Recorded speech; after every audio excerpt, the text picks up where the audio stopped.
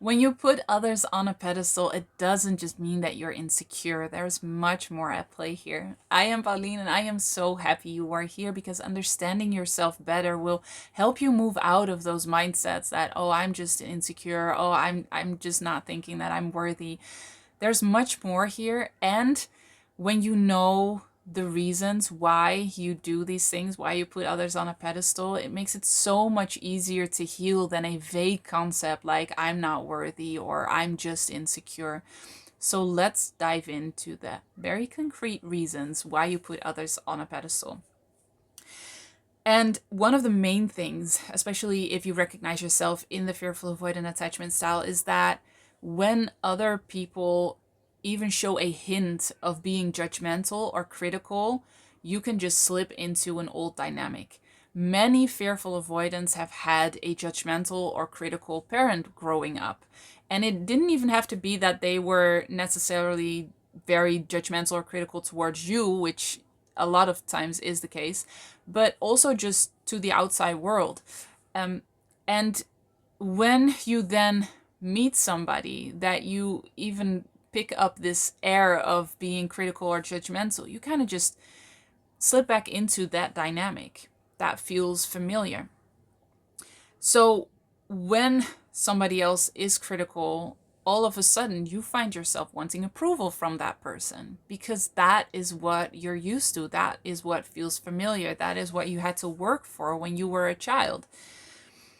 So that's what your whole system is kind of based on, and in a way that kind of feels familiar. And also, when you do get that approval, when that critical or judgmental person approves of you, you can get a high, like a physical high, and it can be quite addictive.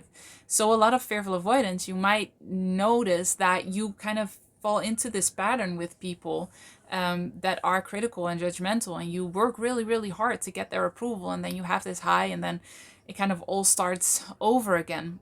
And it's very exhausting, very tiring, and it doesn't make you happy in the long run, but you just kind of notice yourself doing this again and again.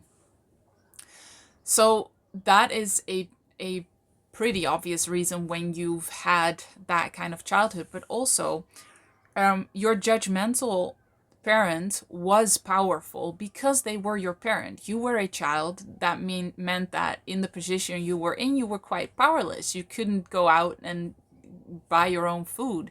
You were very dependent on your parents, and your parents are physically bigger. And so there's always a power dynamic between a parent and a child, even in the most secure attachment situations. There still is a power dynamic. Just because the parent is bigger, the parent puts up the boundaries, and that is healthy. That can be healthy. So it's not that that's a bad thing, but what happens is that when you have a judgmental or critical parent, you you can kind of equate that judgmental mentality or them being critical to power. So you feel like critical or judgmental people are powerful just because that's what you've felt when you were younger. And that means that you're much more scared of people who are judgmental and critical than you would be if you would have a secure attachment, which you can definitely get to. You can heal this, you can heal the fearful avoidant attachment style and get to a secure place where judgmental and critical people just don't affect you as much. You just see it for what it is. They are judgmental and critical, and I am safe regardless. But what this also can do, that you kind of see judgment and criticism as being powerful, is that you it can feel good because you don't have to kind of take responsibility for yourself. So imagine you have a judgmental partner or a very judgmental friend. What can happen is that that feels safe because you feel like you don't really have to take responsibility. They have an opinion about everything. And so when they say you have to do something or you're doing something wrong, it can feel safer to just submit and say, "Oh, okay, I'm doing that wrong, and if I just change this, if I become more perfect, then I'll be okay." you don't have to take responsibility for your own choices. You kind of leave that up to the other person. This is not bad. This is not wrong. This is just a dynamic that you picked up, and also a protection mechanism. Because of it could be that you are just really, really scared of taking responsibility and then doing it wrong, and that being your fault because you chose to do this. It is much easier to then say, that person said I had to do this. That person said I had to change this. And so I think there could be a chance that you have been living according to what other people thought of you, how other people criticized or judged you, because that inner compass wasn't really, you were kind of scared of following that inner compass. And fearful avoidants tend to want control over external factors. But there's always a duality to wanting anything. So the more you want control, the more you are trying to control all the external factors around you, the more you also want to be controlled. This is a very interesting and intriguing thing. But when you want control, there is a part of you that also wants to be controlled, that doesn't want that responsibility. And that can play out in a relationship or a friendship with somebody who is very critical and judgmental, that you put on a pedestal. It kind of feels like you can let go in a way because that other person is trying to control you. I know this sounds really distorted almost, but it's actually quite a logical mechanism, quite a logical dynamic. And the more you heal, the more that kind of neutralizes. You don't need control as much, which really helps with anxiety. And you don't have this need or this kind of longing to be controlled anymore, which helps you feel way more free and way more powerful, which can feel really, really good and not scary. But when you don't have the control, when you've given that over to somebody else who may be judgmental and critical, it can feel like you don't really, you can't really make mistakes, and that can feel very safe for a fearful avoidant. So putting other people on a pedestal can have so many reasons.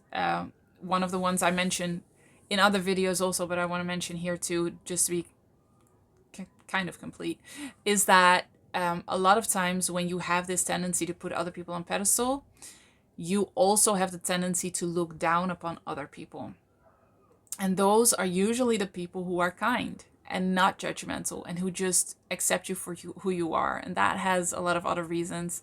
One of them is that you are not used to being good enough, like being unconditionally loved, and so you feel like they must be missing something. This is unsafe that they just accept me for who I am. Don't they see that I do this and this and this, and that all of that is wrong? But also, as long as you look up to other people, so put them on a pedestal, or look down on other people, you are either above them or below them. And that means that you don't have the possibility to connect. And when you're very scared of connection, which the fearful avoidant has the fear of connection instead of the fear of abandonment or the fear of commitment, when you have that fear of connection, that is actually a beautiful mechanism, that you either look up to people or look down on people, and in that way you kind of evade the connection. So when you've healed the fearful avoidant attachment style, you'll notice that you are definitely not as impacted by judgment or criticism from other people. And you also don't look down on other people anymore. Connection becomes safe, and therefore you feel way more safe in navigating any social situations. And you see criticism and judgment for what it is, the insecurities of that other person. And it has nothing to do with you. So that doesn't mean that, if somebody gives you constructive feedback or asks you to change something in a relationship, that you can just say, oh, no, I'm not going to do that. That's not what I mean. I mean that criticism and judgment never come from a place of love. It comes from a place of fear of not being good enough and wanting to meet those expectations is almost impossible.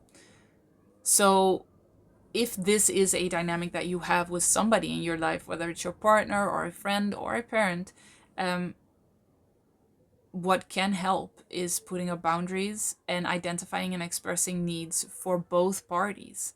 So, also for the judgmental and critical person, um, it's really important to start learning that. That can be a very good starting point. But when you've healed the fearful avoidant attachment style, it will be so much easier to navigate this because you've healed all the negative associations you have around it. So right now, somebody being critical or judgmental can feel very scary and very overwhelming. Like you have to meet their standards or their expectations, and you have to be perfect.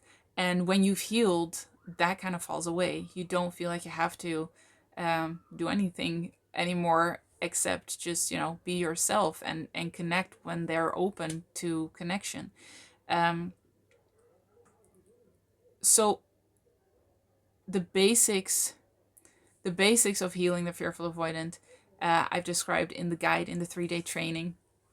That will help you so much in healing the fearful avoidant attachment style faster and easier, and get to a place where you're just not as impacted by judgmental and critical people. Because even if we understand that they are just insecure and it comes from their trauma, it's not a healthy dynamic. It's not a healthy relationship, and you are so worthy of love and unconditional love, towards yourself and from others.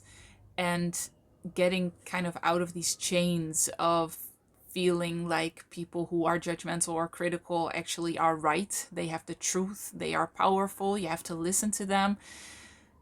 Just shedding all of that and releasing all of that will give you so much freedom, and I definitely wish that for you. So if you want to know the basics of healing the fearful avoidant, that is in a link in the description. It's completely free. um it's just me wanting to help you heal this faster and easier so that you can get to a place of secure attachment and feel so much more free and at peace and loved and supported and nurtured and nourished and all the good things in life. So let me know in the comments below what your insights were from this video, whether you recognize this or not. And as always, I am so happy you are here, and I will see you in the next one. Healed and Happy is a tailor-made online program where me and my team personally guide you through healing the roots of the fearful avoidant attachment style.